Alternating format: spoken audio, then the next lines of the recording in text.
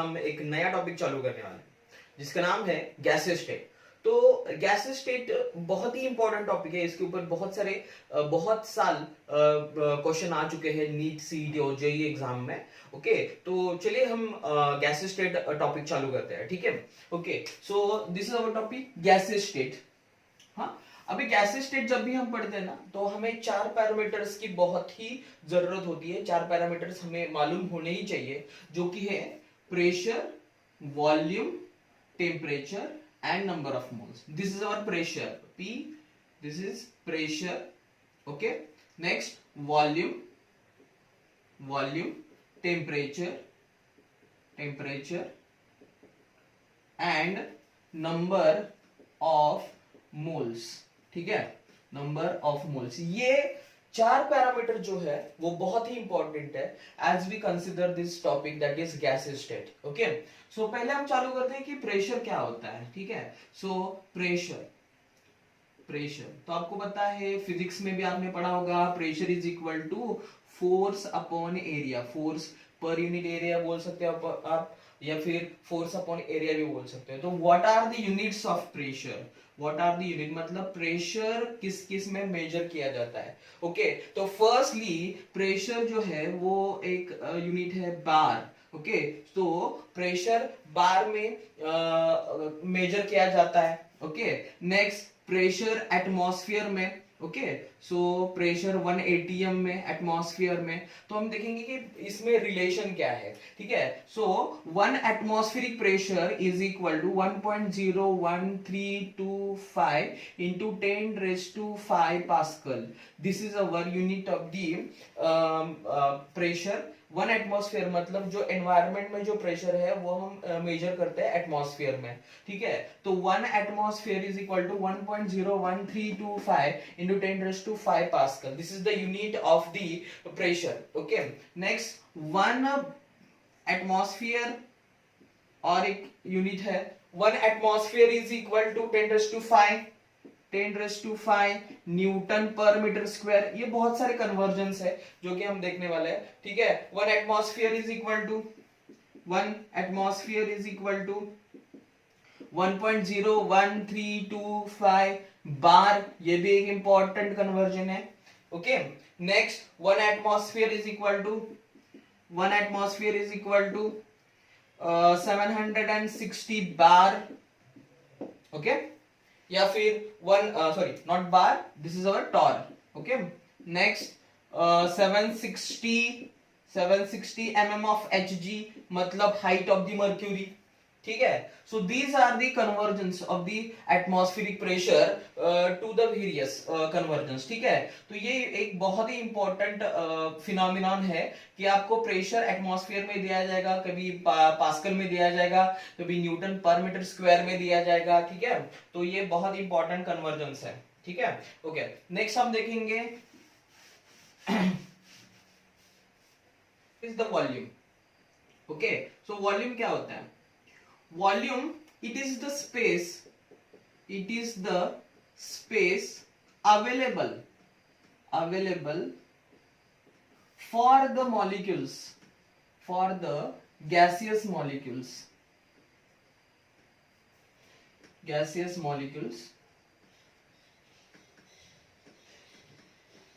to move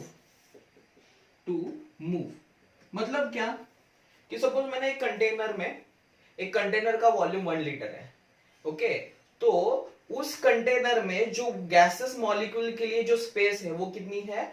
1 litre. Okay, so volume it is the space available for the gases molecules to move. मतलब gas molecules को move करने के लिए कितना space available है वो उसका क्या होगा? वॉल्यूम होगा। ठीक है, तो वॉल्यूम हम किस में मेजर करते हैं? वॉल्यूम हम मेजर करते हैं litre, CM cube, DM cube. Okay, इसमें हम वॉल्यूम मेजर करते हैं, एमएल में मेजर करते हैं। ठीक है, तो अभी इसमें रिलेशन क्या है? तो आपको पता है कि 1 litre is equal to 1000 ml। ठीक है, 1 litre is equal to 1 dm cube, ऐसा भी बोल सकते हैं हम। Okay, then 1 dm cube is equal to 1000 cm cube, centimetre cube. ऐसे सब में ये रिलेशन है, ठीक है। So volume it is the space available for the gas molecule to move, ये कन्वर्जेंस है, ठीक है। Next is the temperature, next is the temperature, ठीक है। अभी टेम्परेचर किस में मेजर किया जाता है? मैक्सिमम केसेस में हम देखते हैं डिग्री सेल्सियस में, या फिर केल्विन में, या फिर डिग्री फ़ारेनहाइट में, ठीक है। तो अभी डिग्री सेल्सियस और केल्विन में क्या रिलेशन है, ठीक है। तो degree Celsius is equal to करना है तो हम कैसे करेंगे? Kelvin is equal to degree Celsius plus 273.15 actually, तो हम अप्रोक्सीमेटली अप्रोक्सीमेशन में 273 लेंगे। यानी मेरे पास अगर टेम्परेचर है 100 डिग्री सेल्सियस में, ओके, तो मुझे उसका कन्वर्जन केल्विन में करना है, तो मैं क्या करूंगा 273 उसमें ऐड करूंगा, तो मुझे मिल जाएगा 373 केल्विन। मतलब 100 degree Celsius is equal to 373 kelvin. समझ में आ रहा है? ठीक है। So this is our the temperature. Again एक यहाँ पे डिग्री फ़ारेनहाइट भी है, तो इसमें जो कन्वर्जन है degree Fahrenheit is equal to 9/5 x degree Celsius plus 9/5 x degree Celsius plus 32।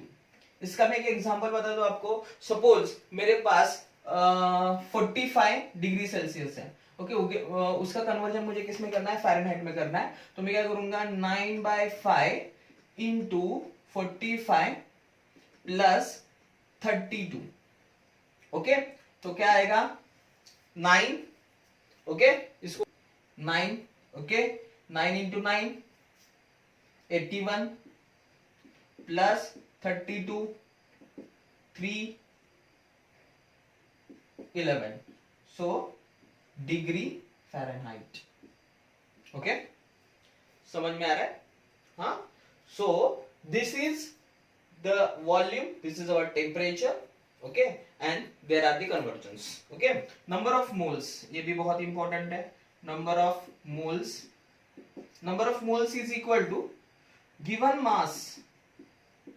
Mass upon molecular mass, given mass upon molecular मास।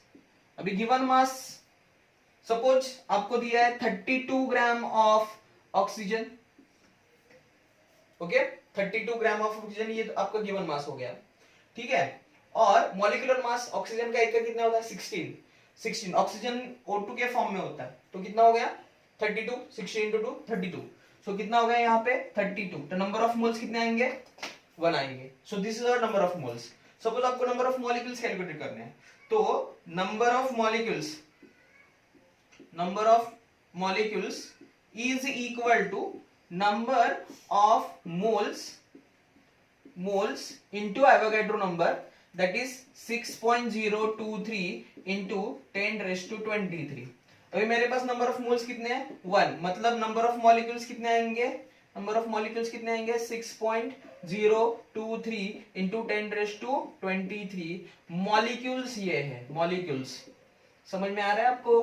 ठीक है। सो नंबर ऑफ मॉलिक्यूल्स है कितने? मतलब 32 ग्राम ऑफ ऑक्सीजन में नंबर ऑफ मोल्स होगा 1 और number of molecules होंगे 6.023 into 10⁻23। So here is the there are 4 basic parameters, that is pressure, volume, temperature and number of moles, okay, ठीक है। तो अभी हम नेक्स्ट देखेंगे बेसिक, जो कि बहुत ही इंपॉर्टेंट पॉइंट है गैस लॉज में। गैस लॉज तो हम पहले देखेंगे Boyle's law, okay. So according to the Boyle's law, pressure is inversely proportional to the volume at constant temperature. मतलब क्या होगा? जब भी प्रेशर बढ़ेगा तब भी वॉल्यूम क्या होगा? कम होगा, लेकिन क्या होना चाहिए? टेम्परेचर कांस्टेंट होना चाहिए। मैं आपको एक एग्जांपल बता दूं, सिंपल डायग्रामेटिकली एग्जाम। यहाँ पे सपोज मैंने कंटेनर लिया है और यहाँ पे क्या किया है? एक पिस्टन लगाया है, ठीक है। तो मैं पिस्टन क्या कर रहा हूँ? अंदर दबा रहा हूँ। तो क्या होगा? जब भी ये पिस्टन अंदर जाएगा तो वॉल्यूम क्या हो रहा है? कम हो रहा है, लेकिन प्रेशर क्या होगा? अंदर बढ़ेगा। समझ में आ रहा है? तो आप यहाँ पे सपोज ये पिस्टन मैंने पुश करके ये अंदर यहाँ तक ले लिया, तो गैस मॉलिक्यूल्स क्या करेंगे, उनको घूमने के लिए वॉल्यूम कम मिल रहा है, तो वो क्या करेंगे, वो गैस के कंटेनर पे वो क्या करेंगे, प्रेशर अप्लाई करेंगे।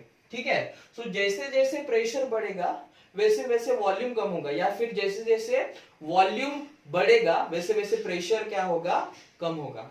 ठीक है, तो यही है बॉयल्स लॉ, ये inversely proportional. So as the pressure goes on increases the volume goes on decreases. Okay, so pressure is inversely proportional to the volume at constant temperature. यहाँ पे मैं क्या करता हूँ, proportionality sign निकालता हूँ। so P is equal to K into V. K is the proportionality constant, sorry, K into 1 upon V. Okay, so यहाँ पे क्या होगा, PV is equal to K, PV is equal to constant। ठीक है, so suppose आपके पास बहुत सारे gases है, तो आप क्या कर सकते हो, P1 V1 is equal to P2 V2 is equal to जितने भी नंबर ऑफ मोल्स है is equal to क्या करेंगे आप, कांस्टेंट लिखेंगे। अभी इसके ऊपर सवाल कैसे आता है, इसके ऊपर आपको सवाल आते हैं कि दो गैसेस दिया होता है, एक का प्रेशर दिया होता है, दूसरे गैस का प्रेशर दिया होता है, दूसरे गैस का वॉल्यूम दिया होता है, और पहले गैस का प्रेशर पूछते हैं, कुछ भी पूछ सकते हैं। सपोज आपको सपोज यहाँ पे प्रेशर एक गैस का दिया है, दूसरे गैस का वॉल्यूम दिया है, एक गैस का प्रेशर वॉल्यूम दिया है, दूसरे गैस का प्रेशर दिया है और वॉल्यूम आपको पूछा है, तो आप इसमें इंटर कन्वर्जन कर सकते हो। मतलब क्या, सपोज आपको V2 निकालना है, ठीक है, तो V2 को इधर ही रखेंगे और ये P2 को इधर लेके जाएंगे, तो क्या मिलेगा हमें, P1 V1 अपॉन P2। तो ऐसे हम क्या कर सकते हैं, ये by using the Boyle's law ऐसे हम क्या कर सकते हैं, अननोन जो सेकेंड गैस है उसका हम क्या कर सकते हैं, वॉल्यूम निकाल सकते हैं। ठीक है, so this is our gas law में फर्स्ट लॉ है, बॉयल्स लॉ बहुत ही इंपॉर्टेंट है। Pressure of gas is inversely proportional to the volume at a constant temperature, temperature constant होना चाहिए। So PV is equal to K, ये भी है। और यहाँ पे अभी इसके ग्राफिकल रिप्रेजेंटेशन कैसे होंगे हम देखेंगे, ग्राफिकल रिप्रेजेंटेशन। ठीक है, तो अभी हम देखेंगे कि ग्राफिकल, देखो यहाँ पे एक्स एक्सिस, वाई एक्सिस, ठीक है, एंड प्रेशर।